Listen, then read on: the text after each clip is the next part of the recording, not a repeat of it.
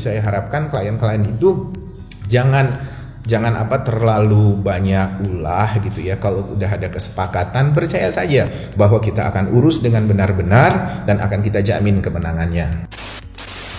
Biaya dengan tampilan itu bukan jaminan. Biaya dan tampilan itu akan menjadi sebuah jaminan kalau dia terintegrasi dengan program yang baik, dia terintegrasi dengan waktu kapan itu diluncurkan, dan itu gak semua orang ngerti seperti itu. Nah, Citra Indonesia kan paham yang begitu. Jadi kenapa orang seperti, wah banner kita udah banyak, wah bagus nih, masyarakat senang, tahu-tahu kalah gitu. Karena cara waktu peluncurannya salah dan keliru.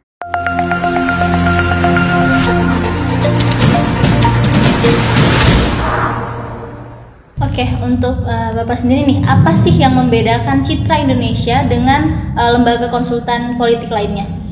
Lembaga konsultan politik lainnya, jujur saja, saya tahu semualah kawan-kawan yang terjun di dunia konsultan ini. Kan konsultan politik di Indonesia itu pertama kali pelopornya adalah Fox Indonesia. Waktu itu Rizal Mararangeng membuat lembaga konsultan, dan itu benar-benar murni lembaga konsultan untuk membantu pilkada di Provinsi Sumatera Selatan. Nah, kemudian dari sana muncul kawan-kawan yang bergerak di lembaga survei, karena orang-orang lebih senang melihat, wah kita ini kira-kira bakal menang atau enggak, angka keterpilihan kita gimana, popularitas kita gimana. Jadi lembaga survei booming. Padahal yang namanya lembaga survei dengan lembaga konsultan politik itu berbeda.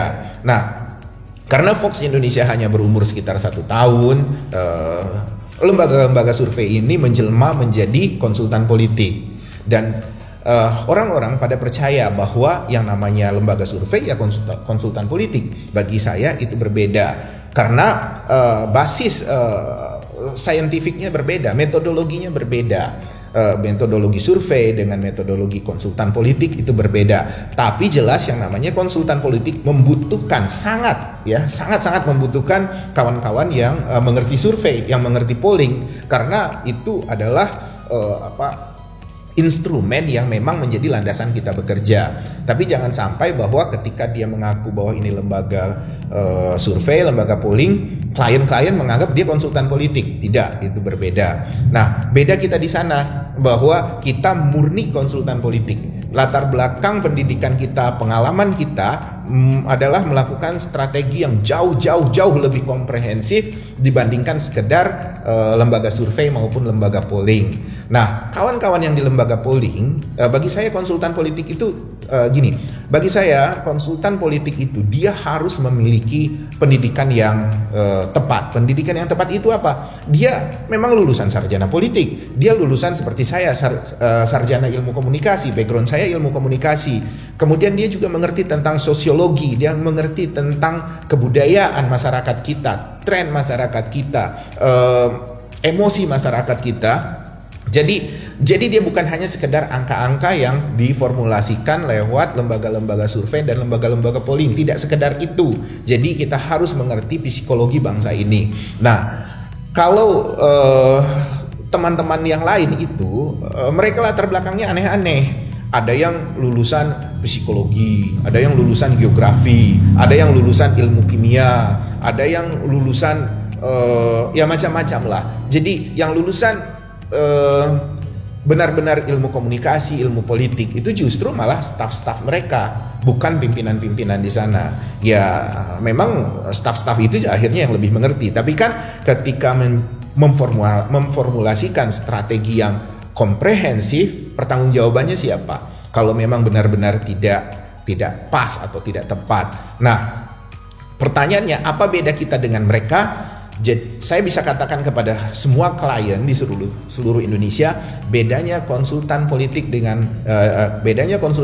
Citra Indonesia dengan yang lain adalah berbeda dalam merekomendasikan atau menerjemahkan apa yang sudah dikumpulkan data-data oleh kawan-kawan yang bergerak di survei dan di polling itu. Nah, jadi bedanya adalah di situ. Jadi misalnya saya konsultan Indonesia membaca satu polling yang sama nih, strategi kita di situ harus begini. Tapi kemudian ketika kamu lembaga survei B, lembaga konsultan politik B dengan data yang sama, rekomendasinya bisa berbeda, melihatnya itu bisa berbeda. Oh, kalau begitu kita begini-begini. Nah, di rekomendasi itulah yang dia berbeda, dan kita berani bertaruh bahwa kita rekomendasi itu jauh lebih bisa diandalkan untuk menjamin kemenangan buat klien. Oke, selain latar belakang pendidikan dari konsultan tersebut, apakah ada nih syarat lain sehingga dicap sebagai konsultan yang baik untuk kliennya? Iya, jelas ada lah. Saya menghormati kawan-kawan konsultan yang lain dengan pengalaman-pengalaman mereka. Pengalaman itu kan sesuatu yang berharga. Nggak mudah loh orang bisa dapat klien bertahun-tahun gitu ya, bahkan ada yang sampai belasan tahun. Itu tentu memperkaya mereka untuk memenangkan klien mereka. Tapi percayalah bahwa kalau latar belakang pendidikannya tidak sekomprehensif untuk berlatih atau ditujukan atau diniatkan untuk menjadi seorang konsultan politik, tetap akan ada bolong-bolongnya di situ. Instingnya berbeda. Itu yang mau saya tekankan. Jadi konsultan politik bisa sama, tapi instingnya untuk memenangkan klien itu berbeda. Insting itu kualitasnya ditentukan oleh apa? Pengetahuan yang dia punya, selain pengalaman yang ada di lapangan itu. Oke, selain dari konsultannya, balik lagi ke klien. Jika ada nih calon kandidat yang ingin bergabung dengan Citra Indonesia, namun dia mempunyai kekurangan finansial, apakah Citra Indonesia tetap menerima atau ada syarat lain? Kita akan diskusikan. Yang pasti uang bukan segala-galanya, tapi kita kepingin bahwa klien itu tahu resiko. Karena saya tidak mau sudah kalah kita merasa rugi dari segi hal-hal yang sebenarnya sudah bisa kita hitung dari awal. Saya kepingin klien kita memastikan bahwa ini bukan perjudian, ini adalah langkah yang rasional. Jadi kalau dia biayanya kurang, kita akan hitung probabilitas kemungkinan menangnya berapa persen. Jadi jangan sampai udahlah kita coba dulu Dinda, kita lihat nanti di lapangan, siapa tahu kita beruntung. Itu banyak yang bilang begitu.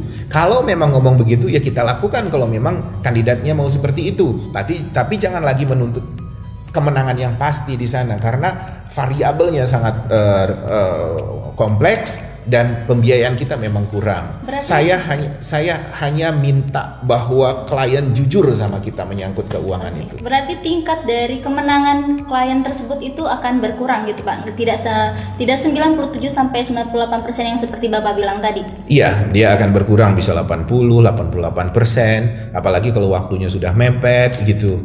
Ada sih yang datang ke kita waktu sudah mepet, uang dia udah keluar banyak habis, karena takut kalah tinggal sisa-sisa dia katakan tolonglah Dinda, yang penting gimana abang nih tetap ada peluang untuk menang. Ya kita lakukan semaksimal mungkin walaupun dari awal kita sudah tahu dan kita kasih tahu sama klien bahwa peluangnya tergantung dari perjuangan lawan kita, bukan dari diri kita karena resources kita sudah sangat terbatas.